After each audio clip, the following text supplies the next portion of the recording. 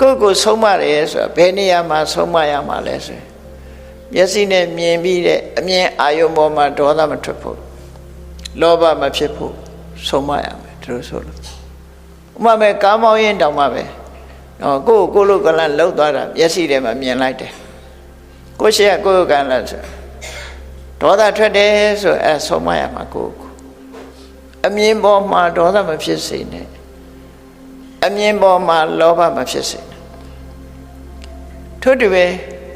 အမြင်ပေါ်ဆိုတာမျက်စိနဲ့မြင်ရတဲ့အာယုန်နဲ့ပတ်သက်ပြီးလူတွေကလောဘဖြစ်တယ်ဒေါသဖြစ်တယ်ဆိုမမြင်မဲနဲ့ဖြစ်ပါမလားဖြစ်ဘူးနော်မမြင်ဘူးတဲ့ပစ္စည်းလိုချင်လားမလိုချင်ဘူးမြင်ဘူးထားမှလိုချင်တာနော်အဲ့တော့ကဲမမြင်တဲ့မှာလောဘဒေါသမဖြစ်အောင်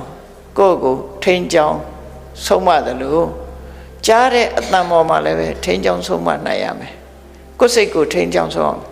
ကြားတဲ့အာယုံနောက်လည်းလိုက်မသွားစေနဲ့နော်လိုက်မသွားစေနဲ့တတိနဲ့ထိရမယ်ပညာနဲ့ဆုံးမရမယ်ကြားတဲ့အာယုံနဲ့ပတ်သက်ပြီးတော့လေလူတွေဟာကွဲကြတယ်ပြဲကြတယ်တယောက်နဲ့တယောက်မတည့်ကြဘူးဆိုဖြစ်တယ်လေဘယ်သူကဘယ်လိုပြောတာတဲ့ဆိုကြားလိုက်လို့ရှင်အဲ့ဒါတွေဖြစ်လာပြဿနာတွေတက်လာအဲ့ဒီအကြားပေါ်မှာလည်းပဲ